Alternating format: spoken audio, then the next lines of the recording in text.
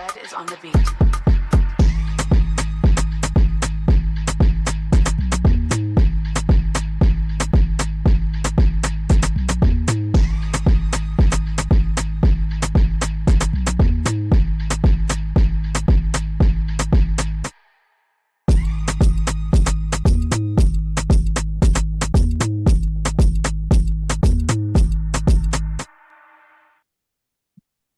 Yo, ¿qué es lo que entonces? ¿Qué es lo que tú dices, mi gente? What's up? What's up, man?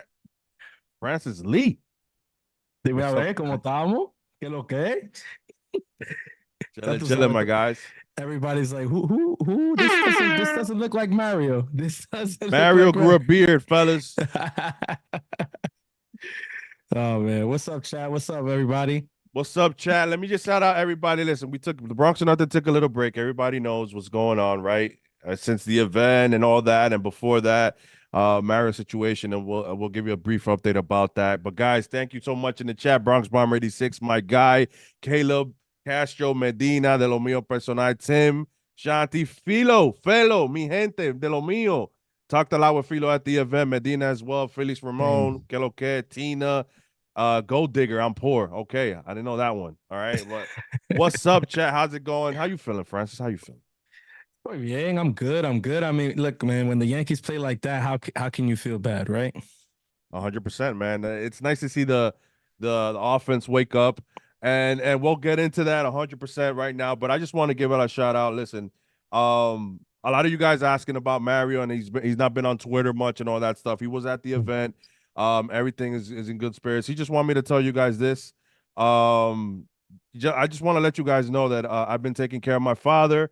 I appreciate everybody reaching out, and I'm sorry that I haven't gotten back to everybody, but I'm very super busy at school trying to graduate and trying to take care of my dad. My dad is making a great recovery so far. I want to thank everybody for the prayers and wishing Papa Gomez get well soon. So thank you so much from the Gomez family. That was a text that Mario wanted me to read to you guys. So shout out to you guys, to the community that we have. Everybody sending prayers to the Gomez family. And Papa Gomez is in recovery and everything's fine. But Mario's just busy right now. He'll be back soon, I promise you. And everybody, I mean, a lot of you guys were at the event, so he was in good spirit. Everything is fine. It's just, when life hits you out of nowhere and you're graduating from school, he has a lot in his plate right now. But thank you guys so much for sending prayers and for being there. Yeah, that's a fact, man. This community, you guys have really, showed up and showed out for all of us, especially for Mario in his time of need. So keep doing what y'all doing, man. Prayers up, and just keep him in your thoughts, man. And before you know it, come on, the young legend, y'all know he's gonna be back gracing your screens with this guy over here, Kev. And don't worry, bro. Little while longer, guys. Just a few more days, but yeah, man. If you want to get into today's game since it's fresh. Off the bat, listen, man, I just want to say it is so refreshing to see the Yankees offense when we know what it can be and when everybody's hitting. Verdugo hitting fourth today threw me off. But, I mean, listen, it worked. I always thought that maybe where he was in the lineup didn't work. I'd rather see them and lead off. But, I mean, we'll see what the Yankees do eventually. But, Francis, how do you feel about the offense tonight? The offense tonight was absolutely box office, and I think you said it perfectly, bro. When you see the Yankees doing what we see them, what we saw their potential as going into the season, it's really an amazing thing. And to be honest with you, I'm shocked that this is the first time all year that we've gotten the whole position player pitching thing.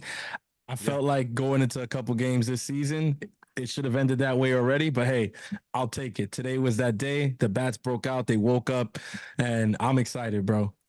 So I want to piggyback on something. Let's get this straight. Because there's been a lot of Twitter rambles and back and forth with a lot of fans about what happened yesterday. I think I'm in agreement, and I saw it in Twitter as well, that a lot of us thought that wasn't a spot for Tonkin. And I'll get your response to that, Francis. I know because I don't think you've talked besides Twitter, but no. My thing is this: you didn't want to bring Clay Holmes in because I don't know because of the injury. He threw 10 pitches, and the Yankees have not pitched their closer more than an inning since 2005 or 6 or 7, whatever the case may be. It was said people were throwing out numbers.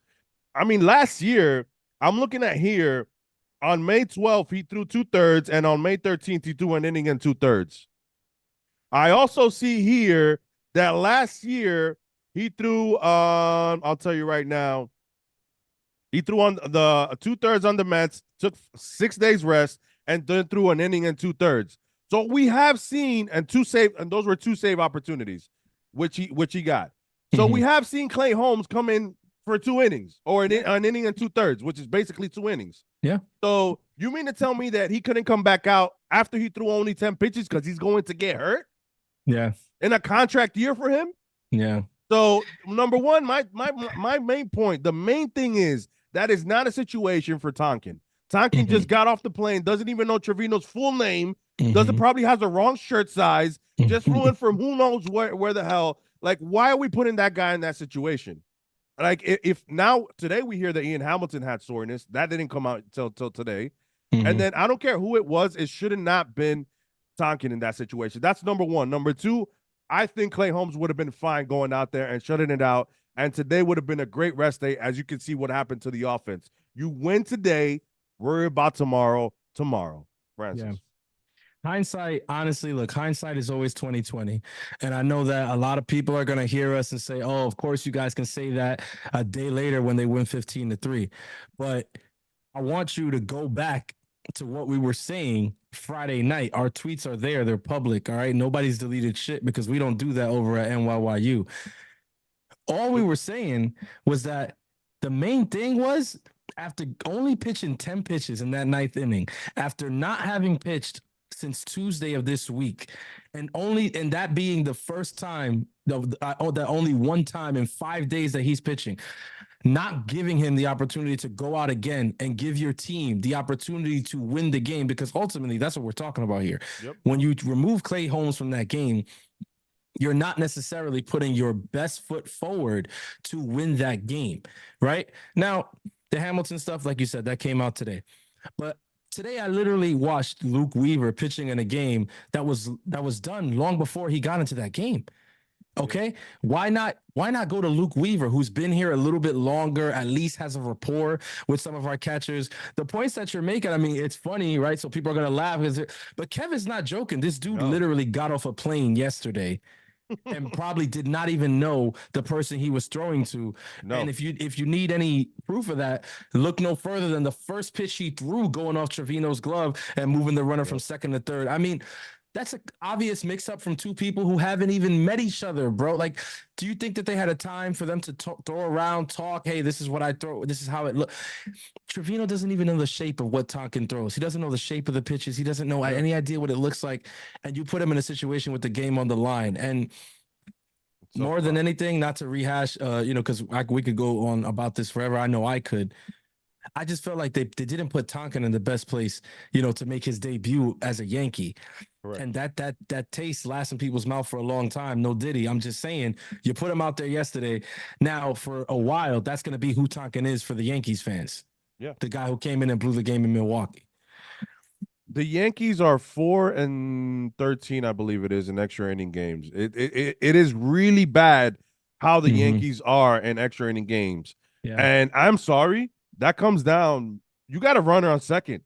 You got to fucking run. So that's either your manager's not pulling the strings that it is. I mean, if you can't move a guy over and sack, they're obviously not getting it done when it's in extra innings. If the Yankees go to extra innings, the odds are not in the Yankees' favor. And my thing is, I don't want to continue the nail this whatever on the head, how they like to say, or beating a dead horse. But it's like, my guy, these are the games that bite you in the ass in September. These are the games that we talk about. When the Yankees were punting lineups on Sundays, those were the games that we were talking down the stretch in August. So my thing is, when you have the opportunity to win today, you worry about today. You get the W today, and you worry about tomorrow, the next day. I mean, listen, yes, I get hindsight is 2020, and I get that we maybe nobody expected the offense to score 15 runs, but still, we're just saying that Tonkin was not the guy in that situation, and it's not fair to him. But I hope he has a better outing after that. But yeah, man, when it comes to that, and speaking of Trevino, since it's the wild pitch, Pete, can you put the image that I sent you? I have to have a short rant. Jose Trevino, por favor, please stop swinging at pitches on your tick. as my guy Pete likes to say, okay, stop swinging at pitches at your tit. I cannot see this. He's done this 3 times already this year, where he swings. He's the opposite of Javi Baez. Javi Baez swings at that pitch on the other side of the box. He swings it when it's gonna hit him. I don't understand. What can you do with that pitch? Not even Vladdy Guerrero, Hall of Famer, did anything with that pitch. Like, I don't understand why Trevino's trying to, like, every time when he's in 2 strikes and there's a guy on first and it's less than 2 outs, I feel like he's gonna go ahead and hit into a double play because he's always gonna try and hit wherever the ball is at. Mhm. And he needs to learn how to stop putting himself in that situation. Go ahead and strike out if you have to, or just pick a better pitch to hit. That's it. It's not common sense. That's a bad Francis. Look at that pitch, bro. It's horrible. There's really no other way to say it. And listen, I'm glad you're pointing it out because it feels like this is a conversation that should be being had in the clubhouse. And I'm not saying it's not being had. I'm just saying it feels like something that should be happening, right? Where it looks like that's the book on Trevino right now. Mason Miller did it to him the other day. We just saw it again. You know what I'm saying? Pitchers are going there against him. They're like, look, if you get him in a compromising count, you throw it up and into him, or like like our boy Pete says, just pitch him at his tits, and he's gonna swing out of his shoes. That's the book on Trevino right now. And look, we know that in terms of offense, he's never gonna be like this crazy offensive breakout, hitting player, but we need better than that. We do need better than that, because this lineup, in order to be successful, we need better at bats up and down the lineup. Okay. So I'm 100% with you, man. That is a horrible pitch. And I put it out the other day in a tweet, and I said, I forgot somebody. Oh no, MLB posted the Mason Miller one, right? I think it was like 103 up and in or whatever. And they was like, how do you hit this? And I quote tweeted it, and I was like, better question. Why do you try to hit that? Right. And somebody said, it's so damn tempting. And I was like, what? No, it's actually not. It's actually not tempting. It's 103 coming right at you. Like, maybe I get it. I get there's a difference here, but I think people they put everything in the same pot, Kev. I don't know if you know, like, tempting is a slider that falls off the table away. That's tempting. Okay, it looks like a strike coming at you, and then it falls off the table. But these pitches are coming right at him. Yeah. They look like they're going to hit him. How's that tempting? Maybe I'm missing it. And how is that a pitch that you can do damage on? And we talked about this. We've talked about this a lot of times, especially that is not a pitch you could do damage on, or you can even put it in a position to help your team. I mean, you can't elevate that shit at your tit. No. I mean, there's just no reason to. I'm sorry. There's just no reason to swing at that pitch. I mean, I'm sorry. But I do want to compliment the offense today. Besides that, I mean, Judge 2 hits, Verdugo 3, Glaber 3, Rizzo 3. Like, today was insane. I mean, freaking Giancarlo with some garbage time home run there. Okay, a little for the fantasy owners of Giancarlo. There you go. But listen, the Yankees could have been 2-0, and the Yankees haven't lost the series yet. But now, because we split with Oakland, right? Yeah. But now the Yankees are in a spot where tomorrow they're going to have to win. If not, they're going to lose their first series of the year. Just because Boone wanted to give cupcakes to Clay Holmes. But go ahead. we actually lost our first series to Toronto. I think. Sorry. Yes. Damn, I forgot about that. But this would be, we're in a position where we could possibly lose our second series of the year, which, I mean, let's be honest, Kevin. If we're calling it, from where we were at the beginning, with spring training to like now, to think that we're at the end of April and we're talking about possibly being in the position of losing our second series, not a bad place to be. Not a bad place to be, but screw that. Let's go out there tomorrow and win. We're nitpicking to an extent, but also it's like this is what's gonna get exposed and is gonna eventually come to fruition anyway during the season, during the dog days of August or in October. So you want to nip this in the bud early, right? So I mean, it's still an issue of who's gonna. I mean, I don't think it's an issue because we're talking about the Martian hitting leadoff, but besides that, it's just like the catching duo. I mean, I still believe Austin Wells is gonna be all right, even though shout out to my guy Agustin Ramirez de lo mío personal from Santo Domingo. Pero yo, my guy is raking. He hit his 9th home run today. Shout out to you, Agustín de lo mío. El Tigre está rompiendo fuerte. But he's going crazy. Yeah, man. And Francis, I mean, listen, my thing also is we heard about DJ, so I don't think DJ is going to be back anytime soon. Yeah. The good news about not DJ, but the good news out of the entire report was that the Martian is close to starting rehab. So Yes. how excited are you about seeing possibly the Martian return? I couldn't be more excited. I mean, we're at the end of April. You're talking about the next couple of weeks, so you're talking about like early to mid May, and I mean, bro, it's let's knock on wood. You never know, obviously, but thus far, he's exactly where he's supposed to Yeah, be in terms he's of on track. recovery. And with the Yankees, it's like you never feel like that's gonna happen. You always feel like there's gonna be some kind of setback. You always feel like they're gonna like, really slow walk the dog on some of these situations. But I mean, he started his throwing program a little while back. Everything's been good. He's done some light hitting. The last, videos that I've seen of him, he looks to be in tremendous shape. Yep, There was that little worry early on that he had, a little bit of a gut situation going on. He looks like took he's care of that back right in away. in his regular shape. Dude, I'm extremely excited. I can't wait to see this guy up here with this club, and with Soto. More than anything, I just can't wait to get him up here and see him, be around Juan Soto. I think Juan Soto is probably the best thing for his development right now. Being around Juan Soto, I think there's nothing better for him right now. So I can't wait for him to be back. Yeah, 100%. And listen, it's gonna be a tough decision because Giancarlo is hitting. Hmm. 250 from Giancarlo right now is what I believe that the way he's hitting right now. So I mean, I think I always thought that maybe Trent Grisham, who had his first home run this series yesterday, is the odd man out when it comes to the trade deadline. If Dominguez is healthy and you got Jones in the pipeline, who by the way had a stiff neck, came out of his stick neftness and started rolling right off rip. He's killing it in Double A.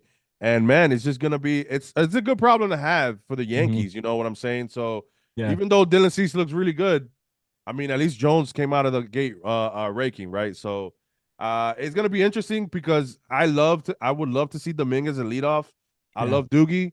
But I mean, I don't know. I don't know what the Yankees are gonna do there, but I hope they don't just keep Dominguez in the minors. I think that kid showed us that he was ready last year, and yeah. I think he's a huge asset to this team right now. And let's be honest, it's a good problem to have. In that Yeah. regard, it's a good problem to have. I think, I was talking to somebody, I think it was Crackle Nuts. I was talking to him at the event, and I was like, the thing with situations like this, they have a funny way of working themselves out. Like Mhm. by the time Dominguez is ready, like something or the other will give and it'll make a lot of sense. But I'm hoping that it doesn't. I'm hoping that he's ready to come up and like we have to figure something out Yep. because Verdugo looks good, Stanton still looks decent, like, and then Jones is also playing himself into the conversation. Like I'm hoping that that's the situation because that's a very good problem to have. So I'm excited. Like I said, bro, I'm excited, bro. I can't wait. I can't wait to get that kid back up here, man. This dude is literally, he's probably the best, one of the best named prospects that we have, bro. He's out of this freaking world. Came up last year in Houston and just like literally like changed the entire tenor of that season. Like 100%. I can't wait for him to be back. And listen, the Yankees also have guys like Beater. I think Hmm. that they're just waiting for May 15th to call him up to get that extra year of control. It's gonna be interesting. I mean, yeah, the Yankees are going through some injuries in the bullpen right now, Birdie and all that. Um, but listen, does it worry me? It does and it doesn't. Santana has come up in big spots. I don't know what you're gonna get much from Gonzalez and Ferguson. Clay Holmes has been nails. Ian Hamilton looked like he had a rough look human, and he's looked good after that. I went back and when we were at the stadium on Monday, I believe. I went back and some of those pitches were strikes that were just called balls on him when he loaded up the bases, but he was able to get out of that jam. So Hmm. yeah, man. I mean, listen, it worries me and it doesn't. At the end of the day, I think the Yankees always figure out a way to make that bullpen the way it is. But I gotta shout out this. Let's talk a little bit about our starting rotation. Let's talk about a little bit about Rodon. Is Rodon to you living up to his expectations so far this season? I think there's no better way to put it. I think that's the best way to put it. So far this season, Rodon has been the guy that I thought that we signed last offseason. I 100%. don't think there's any better way to put it. Everything I've seen from him this year, like looks like the guy that I believed that we signed Mhm. last year. So I mean, he's worth right now. He's worth every dollar in that contract. Maybe even you could make the argument, maybe even more with the absence of a Garrett Cole. Yeah. How how much expectation was put on him in that, and the way that he's answered the bell. I really I mean, I can't say anything bad about Rodon this to start the season. He's been phenomenal. He's been phenomenal. No, 100%. And today he went ahead and had what was it? Seven innings, or I was it thought it was six? six. Six with eight strikeouts. Yes, yeah. So I want to go ahead and say this because my good friend, shout out to Sierra, tweeted this. I don't think she has Hill because Hill's last outing gave up 5 runs, so his ERA went up to 4. But listen, Hmm. Rodon with a 2.48 ERA, Stroman with a 2.93, Cortez with a 3.5, Schmidt with a 3.55, and then Hill ends up going on a 4.01 ERA because he had that bad start. Hmm. Last he gave up 5 earned runs, but I mean. I said that this rotation was either going to be sneaky good or they were going to be a shit show. And my God, have they been sneaky good. And shout out to Pete as well, who me and Pete picked number 55 Rodon to carry this rotation. And he has a 2.4 ERA, which could have been even lower if they wouldn't have played that bullshit and give a that guy a hit when Yeah, Chaz a hit when it was hit right to Rizzo, but Rizzo just didn't react just because it was hit too hard. yeah, But listen, man, I can't tell you enough how happy this makes me feel because one, a lot of people, including the motherfuckers in Queens, will call him Pavano 2.0. A lot of people will talking shit about Yankee fans shaking their ass for Stroman. You're gonna see. Look how he's pitching. I'm hmm, telling you, man, this rotation has super exceeded the expectations, and I'm too glad. I can't even yeah. put it into words, man. Nah, you're spot on. And listen, I'm glad you brought up the Stroman stuff because listen, Stroman's my guy. From when we signed him to now, everybody knows I'm on the bandwagon. Okay, he is our guy. I wear the do rag every time he starts. I listen. Hope and pray that Stroman gets to pitch against the Mets in one of those two Oh series. my God. And I pray that he freaking shoves, but I mean shoves, bro. Because some of the shit that I heard just when we I heard a signed it, lot of whatever, shit. oh, just wait, just wait, just wait. It's like, no, no, no. We can say that to Ya about Sevy. And I love Sevy. And I want him Yeah. to be successful. I really do. But if anybody could tell the other, hey, you should probably wait before you start doing all that talking. It's us to you about Sevy, not Ya to us about Stro. But Correct. Está bien. Listen, I'm gonna let the chips fall where they may. I hope he gets to pitch against them, and I hope he shoves. And I know that he don't need any help to get up for that game because this dude loves being a Yankee, and he seems to really freaking get it. I don't know if you saw early this week the thing that he did. I think it was like a charity event with the kids or Yeah. whatever. Bro, I mean, we're not even we're not even 2 months into, we're just getting into the season. He's already, doing philanthropy and shit. He did stuff for the precinct nearby the stadium. I mean, yo, man, I love this He guy so he far. he loves to be a Yankee. I mean, Yep. opening day to me, he was a highlight of it because Oh yeah. he pitched his ass off. He hyped the crowd up so much. He was ready to go. Stroman grew on me the moment he signed and he was talking. I mean, he wanted a pitcher, and Yeah. yes, he's a young guy. He probably talked shit that he shouldn't have when the Yankees didn't want him, and at that point. But it's like I said, you make mistakes, you grow, you move on. As long as you pitch well in New York, that's all we're gonna remember. Honestly, let's be Hmm. honest. It's true. So You a thousand shout, percent right. shout out to Stroh, shout out to Doogie wearing a do rag the other day for a start too. That That, shit was that funny was as hell. fire. That was fire. I loved it. But we do have a super chat from my guy Beavis Lee Ray, and I'm gonna play this for my guy Hi, Mario. Kev Francis. Good meeting you two the other day. We played great tonight. Yesterday, even OJ's lawyer couldn't have gotten Boone off the charges for treason. That was a good one. That I'm not gonna lie, Beavis. That's a good one. Yeah, even That's though a good Jay, one. if the glove don't fit. All right, man. But listen, we got voicemail lines open if you guys want to. 804-592-6160. That is 804-592-6160. Give us your thoughts on the Yankees rotation. Yeah, Francis, man, I'm telling you, man. When it comes to that, I mean, even Schmidt with a 3.5 is right around where we had him. Yeah. Maybe we thought Hill was gonna be a little, but again, it's early and Hill gave up that bad start last time. But man, I can't say enough about this rotation. He'll listen with Heal. Yesterday's start was it was not the best, but remember he gave up 4 of those runs on home runs. So Correct. you're talking about a kid who was striking out a lot of batters, who was pretty collected out there on the mound. His stuff looked to be doing what it needed to do, and the mistakes that were made were when he fell into hitters counts. He fell behind in the count. That 2-run home run. I think he was 2-0 or 2-1 in the count. Heel's problem is the problems that Control. he's having are just young pitcher problems. You know what Yep. I mean? It's not anything that's like I'm looking at it and I'm like, I don't know, Kev, this scares me. Like, I don't think this can change, or I don't think this will get better. Like, this is who he is. Thus far, the issues that he's had have been young pitcher problems, getting into bad counts, trying to be too cute, trying to hit the corners too much, walking guys. Like, Yep. yeah, that's normal. That's normal. These are the growing pains that come with a pitcher who has stuff like his. So far, I'm really, really, encouraged by what I see from Heel. Yeah, and I still think he's the first one out when Cole's back, though. I agree. And that's not a bad thing because I think they just want. He did come back from Tommy John. I know they have new metrics to see if he's taking a step back during the season or he's getting tired or whatever. But I think Hill's a guy that they want to have in October.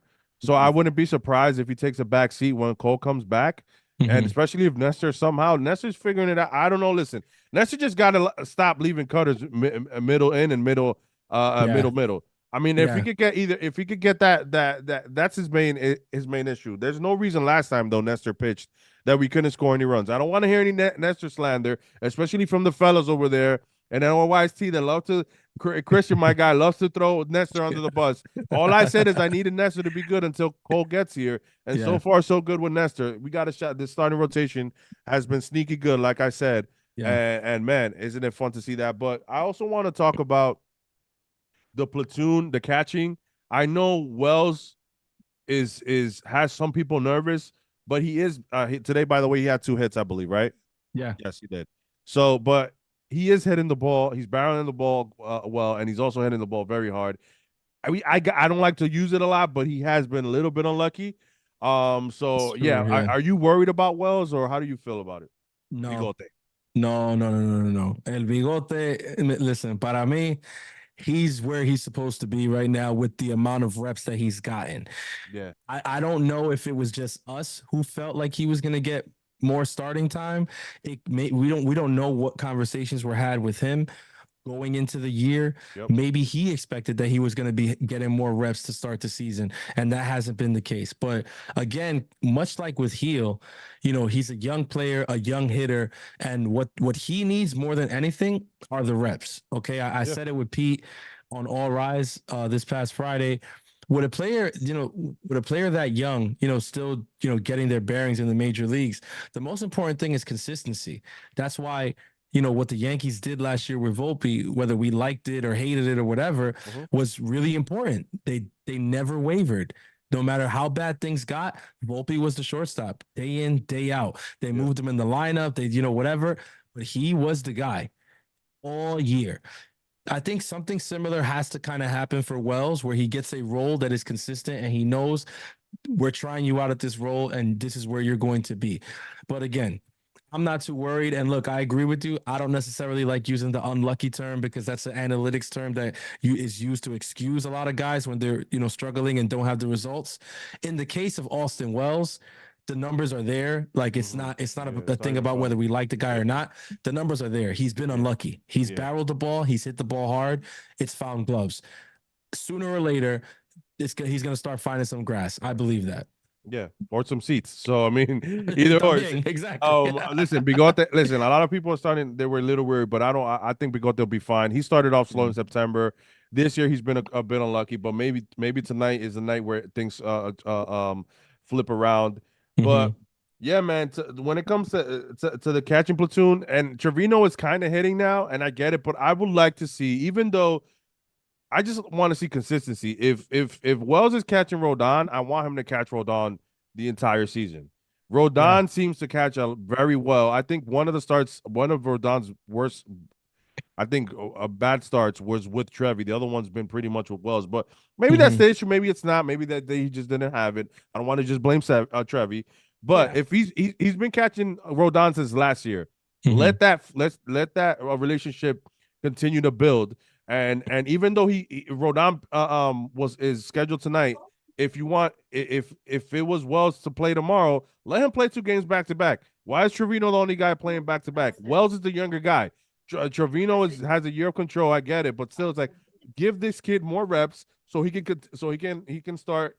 You know, like you said, when you're at that age, especially that young, you need the repetition. You need those ABs. So I don't like the Yankees just not. It's tough. Either you're the role catcher or the backup catcher, or you're the starting catcher. The Yankees, the way they played is like, we don't know. Every day is we don't know. So we're with Trevi today, this week. Next week will be. It's kind of I don't understand the logic behind it. I just don't. But as a player, that has to suck. So before we get into voicemails, which we have to, we'll get into your voicemails right now. I want to hear you about Judge though. A lot of people are starting to worry about Judge. Is he hurt? He was doing this. Teacher man messed him up. Shout out Johnny Lasagna. A lot of stuff like that. I honestly think he's a bit in his head. He was pressing. His at bats since the last 3 games, they look a little bit different. That pitch outside, he looks a little different now because he knows they're attacking him on that outside corner. So, and now we've seen 2 home runs, I think, in 4 games. Am I right? Yes. From Judge. So one in Oakland, one here. Is he turning the corner? Let me know. The turn of the corner. Turn of the corner. Okay. Nah, brother. I mean, I'll be honest with you. The game, I think it was game 4 against Oakland. I was there at the stadium, and I said after that game, I was like, yeah, I'm kind of starting to worry. I'm starting to move towards that worry train just because the at bats that day, they just weren't representative of Aaron Judge and who he's been and the player that he's shown us to be as fans. And I did start to worry. And then coming into the Milwaukee series, yesterday's game, I mean, you know, Colin Ray, you know, shouts to him, I guess, you know, a guy who gives up home runs, you know, pretty consistently, and he did give up some yesterday. I thought that was a matchup that really favored Judge, but he was challenging Judge 94 down the pipe, and Judge just was swinging through it. And I was like, is something like, I'm like, what am I missing here? Like, I don't know what's wrong. And then, of course, today he comes, he hits a home run, and it was like 417, right? I'm not. It was pretty. Yeah, it was pretty deep. It was 417, nice shot, and just like that, I'm right back in. Just when I think I'm out, he pulls me back in. So, as of right now, I gotta say, I'm not worried about it. I don't think he's, as of right now, I'm not gonna say I'm not worried, but I will say I'm not on that injury thing anymore. Okay. I was starting to worry. You think he's pressing more than something else? Maybe. I'm with you on the pressing thing. I'm moving away from the injury thing. I'm going to put that to the side for now. I do think it's more of a pressing thing. He is hitting third. Yeah. I mean, I get Soto's raking. Maybe he's trying to be like, I gotta do damage. When it's just like, just take your beats and take your approach. The same way you did last year. Yep. The damage will come. Like, it doesn't matter if you hit a single, you hit a single, or if you ripped a double to the wall, it happened. Or if you took a walk, you took a walk. Yeah. And those guys behind you have to also start producing as well if this team is going to be successful. It can't just be Judge and Soto. Yeah. I mean, I think he was pressing a little bit. I think he looks a lot better at his ABs now. And I do have the sound bite for you. Just when they thought I was out, they pull me back in. It's a fact. So yeah, we're back in on. I'm good with Judgy. So let's get to our first voicemail. Pete, por favor. But again, it's early and he'll give up that. Hey, Kevin Francis, this is Kyle Malay. I think our rotation is doing really great this year. What I'm worried about is our offense. Like, they're either really good or really bad. There's really no in between. But Rodon's doing his thing. Stroman's doing his thing. Clark isn't that bad. Nectar's being Nectar, and he's our fifth starter. Like, 5 innings and done. The other day, Boone just screwed him. But all right, well, have a good night, and Go Yankees and get the win tomorrow. Shout out to Kamale, great voicemail. I mean, you want Thanks, to, Kyle. yeah. I mean, I 100% to some of the stuff you were saying there. Nestor's been Nestor. Clark Schmidt looks good so far, and Hill's the fourth starter. Listen, if Hill has a 4 ERA or 3.9 4 ERA, I'm gonna take that. That's our fifth starter. Yeah. Hill is the fifth starter. As Yeah. people want to say it's Nestor, no, it's technically Hill. So he's gonna have some control issues. He's young, but when he's on, man, dude's nasty. And to that, I'm gonna hate. So yeah, man. So yeah, man. Shout out to Kamale. What I mean, he had some good points there, Francis. No, he made very, very good points. I can't disagree, especially the stuff with the offense. There's nights where this offense looks absolutely unbeatable. Where there's nights where I look at them and I'm just like, I mean, how are you gonna pitch to this team in the postseason? Yeah. How are opposing managers gonna game plan for the bottom of the lineup getting on base, Volpe working in that bat, and then Juan Soto's on deck, Aaron Judge is in the hole. Like there's nights where I look at that and I'm just like, this is everything. And then there's other nights where you try to you want to rip your hair out. Last night was kind of one of them, but it didn't have to do much with the offense. I really think the most recent game that made you feel like that or made me feel like that was Game 4 against Oakland. You couldn't put your finger on it. 11 guys left on base. Bad. 1 for 7 with runners in scoring position. Feeble at bat after feeble at bat. The double plays and everything. So, yeah, Kyle's spot on. I think, consistency. That's the one thing that I want to see from our offense. Do it, with consistency. Tomorrow, they have a chance to do that. Go out there against Tobias Myers and, put some crooked numbers up early and get to that bullpen. That's all I want to see. And a W, clearly. Yeah, no, 100%.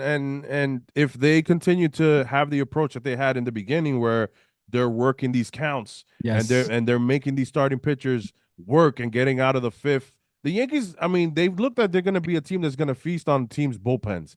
And honestly, that's not a bad approach as long as you continue to take those at bats the way you do, where you're wearing down the pitcher. And then listen, you can't leave 11 guys on base and expect to win. That's just not going to happen. You got to learn to have an approach and look at what am I looking for here? Or well, before we already gone into 2 double plays, where at this point, I mean, there's another 2 guys on, second and third, 1 out. I'm just going to try to elevate and get a sack fly. Fuck it. Yeah. If I get a double or single, it happens. If not, I'm going to try to get a sack fly to the outfield. You should be able to do that with your eyes closed. If they give you anything to elevate, obviously, if they pitch to you all the way low, I get it. But listen, a pitcher has to hit their spots. So for them they're going to have to hit 3 spots down there. So I just want to see that as well. I want to see the consistency. Does it worry me? Not really, because I think there's guys playing out of position. I don't think Glaber's going to lead off for this team in October. I don't think Verdugo's going to be hitting a 6th, a 7th, or maybe even cleanup, even though he looked okay today. And maybe that's something the Yankees continue to do. It's nice to see them move some guys around that maybe to see it worked today. So I'm hope Boone does it again tomorrow. Maybe that's what he's trying to do. Yeah. But yeah, man, I'm not worried. I just think there's some guys playing out of position.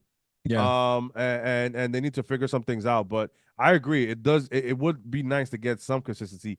I've been to Yankee Stadium 3 times this year, and they have not scored a run in 3 times. Opening day, our event, and when we went against the Oakland A's, they had 4 hits. So I'm not going back to Yankee Stadium until probably we face the Dodgers. And if it's Yamamoto, I'm not even gonna go, because I don't even want that to continue, bro. So I don't know. So I'm taking a break from Yankee Stadium, guys. Nah, man. Listen, if I'm gonna tell you right now, if they let Yamamoto, if they got the cojones to let Yamamoto take that mound in the Bronx, the Yankees better. I'm telling you, they better humiliate that little boy. I'm telling you, humiliate him. I want that dude out before the 3rd inning. It needs to be 2nd inning pull. Like, that's it. Ya no mas. He's dead already. I want to see those memes on the timeline. Stop. He's dead already. That's what I want to see. When he if they let him pitch in the Bronx, because He's already had his struggles, right, in some big games thus far this year, and that's been the thing, with him his whole career. That in the big games, he's always had like a mental block or something. He doesn't really perform the same way. So, but obviously, a lot of that is just hyperbole and stuff. And I know the kind of pitcher that Yamamoto is, and if he came in and shut us down, I think that's I kind of I stumbled mean, into this point. if his fastball moves, but if his fastball's flat as Taylor Swift's ass, I mean, I don't think it's gonna be much of a difference. I mean, honestly, I talked about, as soon as I saw his fastball, I'm like, that shit is way too flat for it to be effective. And some guys were looking curveball, jumping on his curve, and some guys were just waiting for that fastball. So I mean, you don't want to fall behind on Yamamoto. I'll tell you that. You don't want to go 0-2. No. But man, they're going up there and they're hacking, so he's gonna have to make some adjustments. And if he doesn't make that by June, I wouldn't be surprised if they skip a start. But yeah, man, Matthew. So yeah, honestly, man, it is. He has a flat ass fastball. I mean, you guys can see it. If you look at the video, it's very straight. And when I look at our lineup, I'm like, Volpe handles that really well. Soto, ni hablar. Like Soto, that you don't want to throw that shit to him. Hell Judge really does damage when he's going like himself. Yeah. He really does damage on fastballs like that. There's only a couple guys that struggle, but again, maybe he makes the adjustments between now and then, or like you said, maybe they skip his start. It wouldn't shock me. We've been saying it already for weeks in our group chat. It wouldn't shock us if they skip his start when he comes over here. Yeah, and if again if we make references to Taylor Swift, the Yankees will do know a lot about it, especially with Aaron Boone in there playing Taylor Swift before the games. But we do have one more voicemail. Let's go on to that second voicemail. Hey Kevin, hey Francis, it's Felice. It was so nice meeting you guys, and now that I know you guys, I can tell you guys who is who. And like I said, it was very, very nice, and hopefully we'll see you again in September. You guys have a great day, and go Yanks, man. We did a phenomenal job. I didn't get to see it, but I heard it from Pete. So take care, guys. And you heard it from Pete. And Smacky no likey, hitty the subby. I got Pete on deck there, but Felice, thank you so much. It was a pleasure meeting you and Fancetti as well. Yes. Yeah, me and Francis look like cousins, but I get it. The beard, the shade, you know, it is. I get it. It's all right. Francis is a little bit more Fashion Nova than me. You know what I'm saying? Like he's always with the threads and all that stuff. You know, so that's how you can tell. Like a little Francis, always Fashion a little bit Nova. More. Yeah, this guy over here, he's gonna be an Instagram model. We get it. It's okay. Está bien. Estamos activos. Yo, Mario. Mario. But man. Kev Boogie looks like he sent a voicemail. But yeah, man, Felice, very nice to meet you. And Yes. yeah, it was a great guys. Shout out to everybody at the event. Medina, Hirsch, Bronx Bomber 86, Crackle Pelo. Nuts, Macho King, Pelo. Like all those guys, bro. It was a pleasure meeting you, bro. It's always a pleasure also meeting Christian. I never met Christian for the first time. Shout out to the fellas, okay? And shout out to as well my guy Dane, 6'4" Dane, looking out there like a security guard. When we were like, "Where's Dane?" You could just see him from a mile away because he's one of the tallest guys. Him and Ra también. Me and Ra chopped it up. Ra's tall as hell, and me and Ra live close, so me and Ra gonna chop it up more. So shout out to you as well, my guy. Yeah, that's a fact, bro. That event was epic, bro. Movie. Can't wait for the Matthew next one. Stoke. Also, Matthew, all the way from Australia, mate. I have to say, man, yeah, man. I'm glad that the Rangers gave you a nice game. I know you went to the Rangers game the day after. Yeah. So I think they won 4-1. I'm glad that was exciting. Game. I know the Yankees wasn't exciting, but the event was great. The vibes were great. We almost had a walk-off at the end there, but I'm so grateful for you guys, the community. It's amazing. I never thought that it was gonna be this way. I heard a lot of positive words, a lot of positive vibes, a lot of keep doing what you're doing, and that's what I care about. I don't care about what the people on Twitter say. I don't care what the haters say. I don't care that they want to talk about their Boone lovers and all this other stuff. We're gonna talk how it is. We're gonna talk how the real fan thinks about and how we see it. And this is how we're gonna call it. All right. That's a fact, bro. We care about what people say to us in person to our faces. And at the end of the day, what our community does at these events is they put their money where their mouth is. They show up, bro. And that's why those opinions are the ones that matter more than anything. Because on Twitter, eso es gratis. Anybody can get on that app and say whatever the hell they want. Who cares about that? And some of them pay, and they try, and the rent is due, and they're trying to make some money. So they'll try to say something to get you to react. And honestly, the Yankee fans, we do fall for the bait a lot because we're very protective of the team. But there are so much. Listen, everybody has the right to an opinion. But my father said the same thing. Opinions are like asses. Everybody has one. So I mean, listen, and a lot of them are ass. A lot of opinions are ass. I'm not saying mines are always the best, but hey, man, I said Cabrera should hit from the left side. Look how he looks. I said this rotation gonna be sneaky good. Look how it looks. Man, I got a lot of dubs. All right, I got a lot of dubs. I also called for me and Pete also had, I think, Volpe for over 250. Let's see, man. The season is early, but we also called about the Taylor Swift flat ass, bro. The people are just laughing in the chat. It's just hilarious. But we do have one more voicemail, so we'll go to that one more voicemail before we wrap up. Alrighty. ¿Qué lo que, Kevin? Francisco Bing. You already know who it is. Gabagool. Over here. It's your boy, Kev Boogie calling in. I just want to say real quick, I enjoyed meeting both of y'all for the first time at the Audi Club event. Y'all were both amazing. Enjoyed conversating with both of y'all. Sitting with my boy, Kev. And I want to thank Kev personally for taking care of me while I was drunk and tired on the way to Carmine's afterwards. I appreciate you. But let's get to the Yankees. Boone is a fucking buffoon, bro. The amount of games that him and Gleyber Torres have cost us already this year, like, knowing that the Orioles are doing what they're doing and they're winning as much as they're winning, I'm telling you, I really feel like the Orioles are going to end up winning the division, and we're going to look back at this and be like, we could have won so many of these games in April.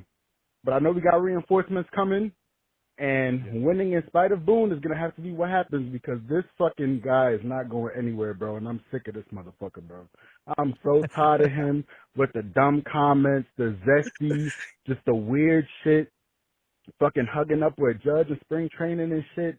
Like, they got to wake up, bro, especially Judge. Judge definitely got to wake up. I had to see some consistency out of this guy. I feel like he's nervous because Soto has really come here and just completely outshined him, and he's trying to kind of do his thing, but like I don't know, he just looks off. But hopefully they get it together and the offense can play consistently, because so far the pitching has been way better than anybody anticipated. So let's go Yankees, and let's see. We got to win this series tomorrow, and let's go whoop some ass in Baltimore, or at least try. Shout out to my guy Kev Boogie, man. Great meeting you too, bro. Boogie. He was right there. Yeah, we sat next to each other during the game. Yeah. The vibes are great. I mean, and yeah, man, he was tired on the way to the Carmines, and my man took a nice nap on the way while I was driving, and then stayed there, and then woke up like, wait, how long I've been here? Yeah, it's been an hour, fam. You better get your pizza, man, because we're about to get the check. About to get Kev Boogie, who came from Houston, I believe, so as well. So shout out to also Sandman. It was a pleasure meeting you as well. Yes. Was it Scott Horwitz, right? Yeah. A lot of people travel from different spots, and listen, we appreciate it. I didn't expect that. I had no idea, and it's nice to see that. I mean, it's nice to see a community that just wants to see the Yankees do good. You know, at the end of the day, I got a lot of Scott was telling me when I mentioned Dennis Santana, he's like, Kevin must be mentioning him because he's Dominican. And I said, no, this guy could pitch. And again, this is what I'm saying. Listen, I used to be a person that maybe would go out and say stuff without watching. I like to watch a lot more. And listen, a lot of people don't want to watch spring training, and they say, can I get to the regular season? And then when these guys come out and you don't know who they are, they were the guys who look good in spring training. And exactly, Dennis was one. And honestly, if we didn't have Dennis Santana, imagine how this bullpen would have looked. You know what I'm saying? So it's like, it's not saying that he's a huge addition and he's carrying it. No, but other guys are struggling, and he's been able to step up. And yeah, man. So far he's been a great pickup. You know, arms like his coming into the fold out of the bullpen, they're gonna struggle. right, every now and then. He's not going to be perfect, but we don't need him to be. We need him to be exactly what he's been thus far.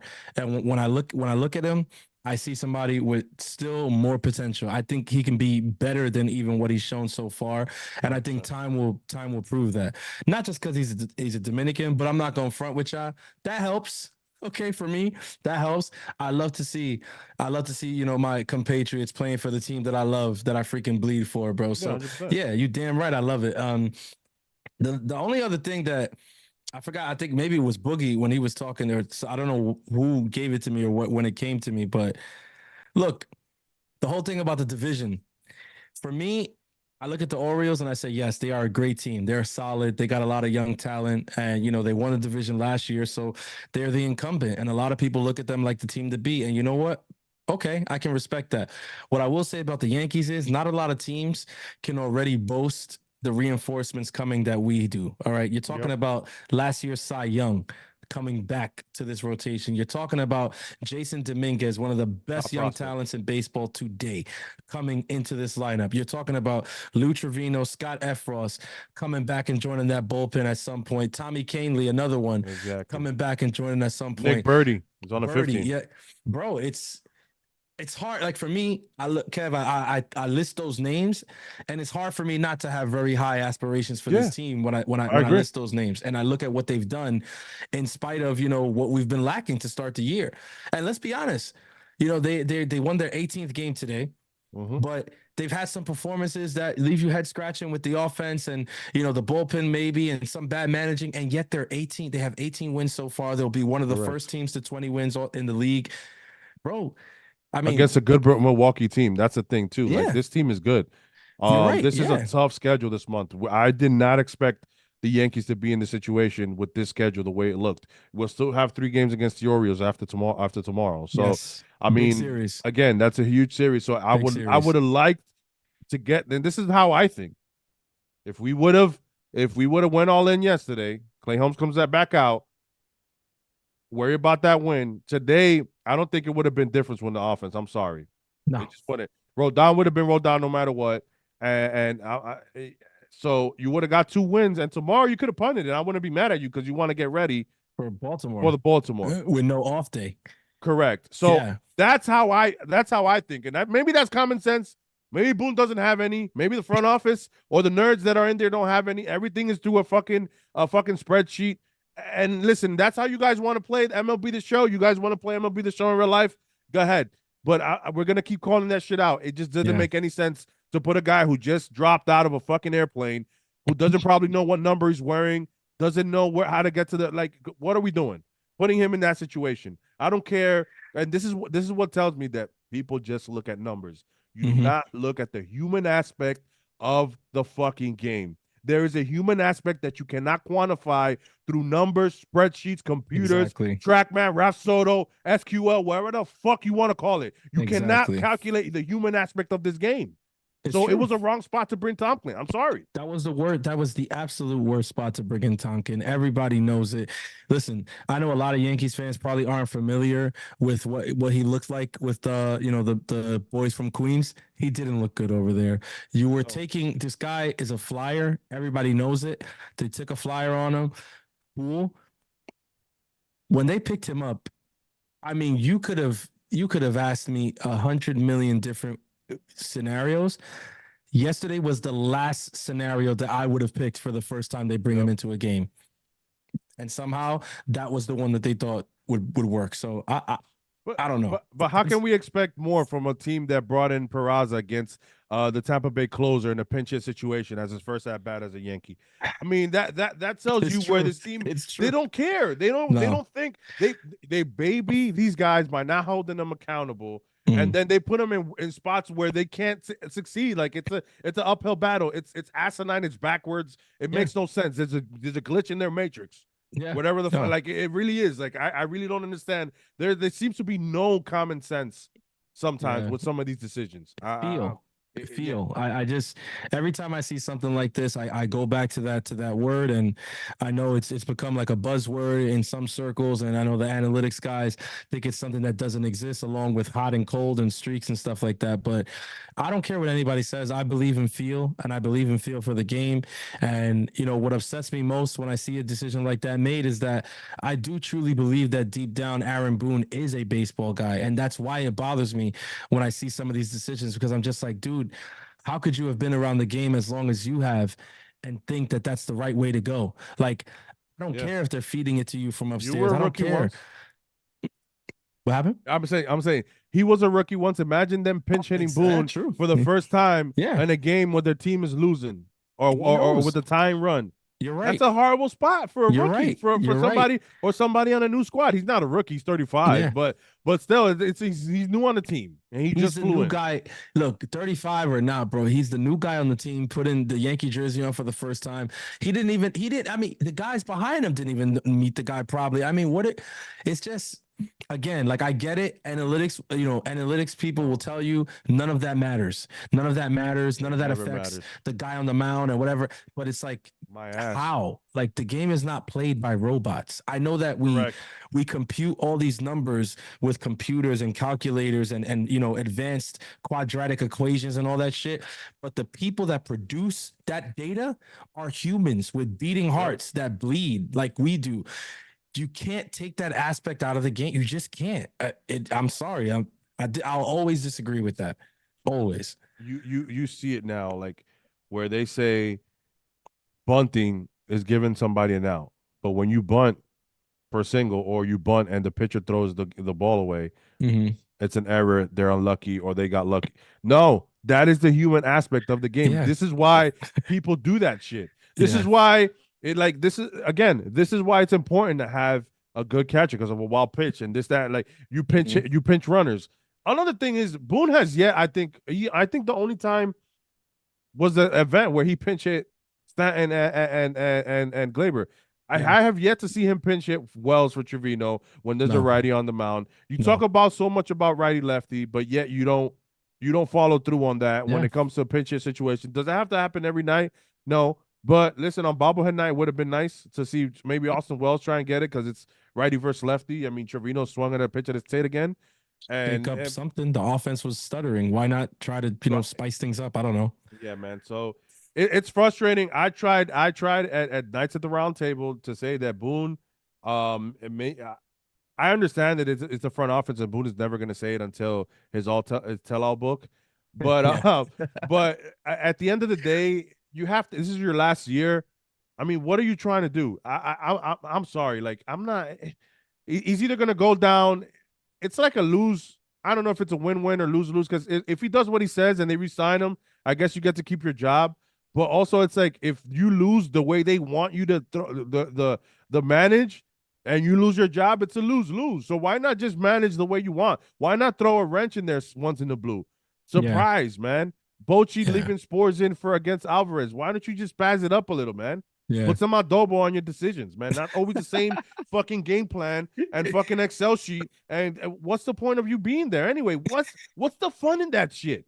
It is. I mean, Francis, I'm really upset with this because it's like it's 4 years of this shit brewing. It's a fact. I understand Pete now. I understand him completely. It's a fact. I tried. I was one of the only guys who tried to give Boone a pass, but it's like I'm not trying to overreact. I get it's April, but again, we've been through this. These are the games that bite you in the ass in September because you're holding on to a 2-game lead. And somehow it's crazy. What pisses me off the most, and I'm telling you, esto da pique, bro. Like, how is it that last year just happened and already people forget? Already, all it took was a nice start to this season, and already people have forgotten how shit they were last year. Already people have forgotten that the year before they got swept 4 games straight against Houston. some of the boneheaded decisions made in that series and stuff like that. Already people have forgotten just that quick.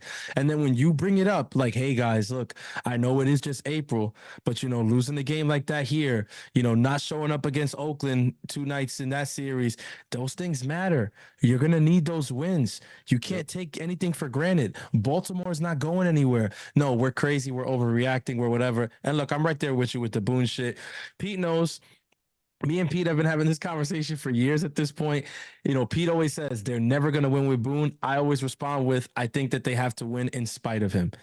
Yeah. I think if they are going to win, it will be in spite of him. The saddest part is if they do win, I mean, he's going to get a shit ton of credit, a shit ton. Judge and all these guys are going to say, he had a lot to do with it, but whatever. Yeah, and we know that in reality, it will be that they won in spite of him because it just is how it is. And you know what's crazy? You don't want to bring him in because you want to get hurt, but last year you let him give up a 5-run lead against Miami. The same guy who did that. You let him shit the bed in Miami completely. Yep. You didn't take him out at no point. 4 earned runs, 5 runs, 4 earned. So it's like I don't understand the logic of you guys. Honestly, that is and I said this back then. That spiraled into a 9-game losing streak. Shit like that happens. Like I'm telling you, like. Listen, it just boggles my mind. I'm sorry. Like the only thing that makes sense to me is that there's other people behind and they're going by spreadsheets and numbers. Yeah. And they're trying to simulate and play MLB The Show with live fucking players with beating hearts, with knowing, like, for example, you got to know as a manager that you saw Glaber's, because you took Glaber over in 2017. So you saw his 2019 was when he was a shortstop? 19. Yeah. Yeah. You saw how when Glaber loses confidence, he struggles a lot. He does. That's 19, just the way he is. 19 was the juice ball season. So maybe it was 20. When Glaber was the shortstop, that it trickled down to his offense. That's the year I'm talking about. Might have been 21. So I'll look at it here. I'll tell you right now. It was the year he hit. Yeah, you're right. 21. He was hitting 250. So it's like, again, you see that this trickles down, and he has a tough time with that, right? So, and you put him in a situation, he's flourishing, batting 5th or 6th last year, had one of his best offensive seasons, and then you go ahead and put him on leadoff. Having a guy who hit 280 batting leadoff with Boston that you saw that probably killed you, because I'm pretty sure Trevino did a lot of damage to the Yankees. So again, it's common sense. Your job as a manager is to put your guys in position to excel. Exactly. So if you're to succeed, and if you're gonna go ahead and use a spreadsheet, my guy, again, I don't know, man. You're the face. I'm gonna go at you no matter what. So that's what we're doing. Like that umpire said, I threw you out because you're the manager. I mean, I can't put it any better. Mario. But yeah, guys, we are about to wrap up here. Francis, I don't know, is there anything you wanted to touch before we wrap up? Nah, man. Like we said, we opened it with thoughts and prayers to Mario. I'm gonna finish it right there, man. Yeah. Shouts out to the young legend, man. Shouts out to Papa Gomez. Wish you a speedy recovery. And yeah, Kev, thanks for having me, bro. My first time on BX or Nada. I love it. I'll be back. Hopefully I'll be back at some point soon, right? Nah, but I enjoyed it. This was a ball. We definitely do this again. We can maybe add Mario be here, you, and then maybe we add P. We play some dominoes live or some shit. Hey, playing dominoes at the live for the trade deadline. Listen, guys, I just wanted to recap, guys. Smacking the like, yes, smacking the like before we head out. But listen, we got the live. Well, we're gonna probably be in the stadium, I believe, in the Dodger series, right? Yes. It's just us going out there. But we have the trade deadline live, 24 hours. We're gonna do me, you, Pete, Johnny Lasagna, and Mario Gomez. We're gonna do that live for you guys. It's gonna be during the Philly series, which is kind of cool. Then after that, you got September, which is huge, guys. Behind Soto, 300 tickets, all of us matching shirts, man. It's gonna be insane. We're gonna have some chants for Soto. It's definitely gonna be the craziest event that we've ever had, because it's gonna be right there with everybody, and everybody's gonna be looking at us like, who are all those people? And it's gonna be insane. So you don't want to miss it. As soon as the link is ready, go nuts. Even buy an extra if you think somebody's gonna go, because you could probably sell it after. It's against Boston, and it's gonna be great. So to that, I say thank you so much, chat. Thank you, NYU committee. Smacky that likey. Thank you, Francis, for helping me out today without Mario. And again, prayers and prayers to the Gomez family, Papa Gomez. Lo quiero mucho, Mario. Ya tú sabes, hang in there, brother. We'll be soon drinking beer in Yankee Stadium.